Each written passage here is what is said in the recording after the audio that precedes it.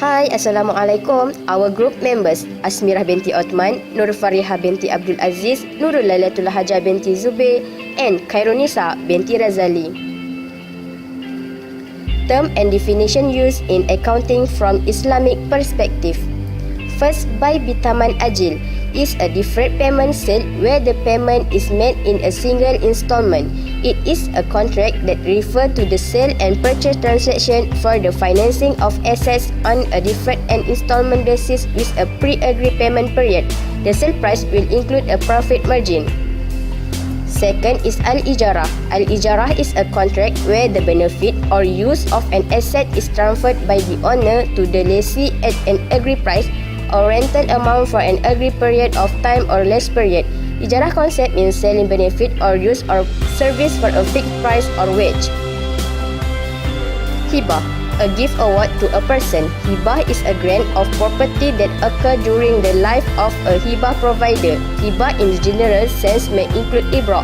Hibah is basically recommended among the family first, then nearest among the neighbor, and so forth.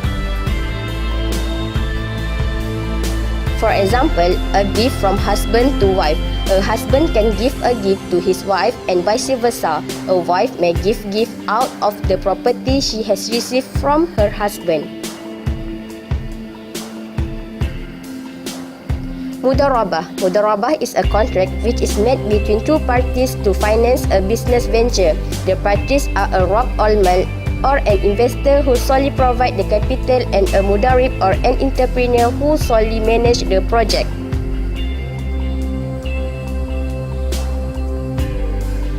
If the venture is profitable, the profit will be distributed based on a pre-agreed ratio. In the event of a business loss, the loss shall be borne solely by the provider of the capital. Murabahah. Murabahah is a contract that refers to the sale and purchase transaction for the financing of an asset whereby the cost and profit margin are made, known and agreed by all parties involved. The settlement for the purchase can be settled either on a deferred lump sum basis or on an installment basis and is specified in the agreement. Murabaha was originally an exchange transaction in which a buyer purchased item from a seller at a specified profit margin payable to the seller. It is assumed that the seller will divulge his cost accurately.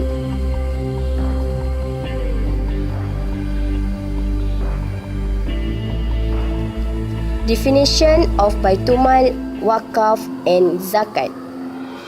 Baitumal, an Arabic term, house of money, is known as national or treasure. Treasure is property house or store treasury which manage all financial resource and Islamic community property.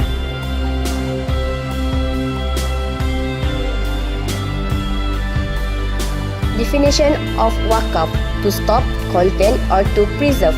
To prevent the buying and selling, gifting or inheritance of a tangible asset or property.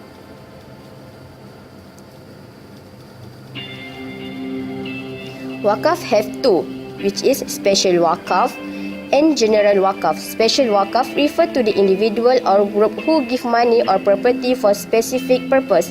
General wakaf is referred to individuals of group which give money or property for Islamic welfare purpose without any specific objective. Zakat is a tax of charity, considered a right of the poor over the rich.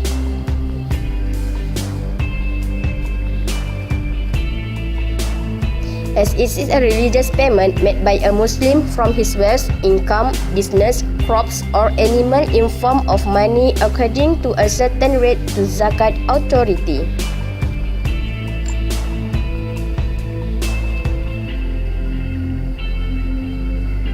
Comparison between Baitumal, Wakaf and Zakat. Compulsory or not? Baitumal is not compulsory for Muslim to pay. Wakaf, same by Baitumal, is not compulsory for Muslim. But Zakat is a compulsory for Muslim to pay. Created using Powtoon.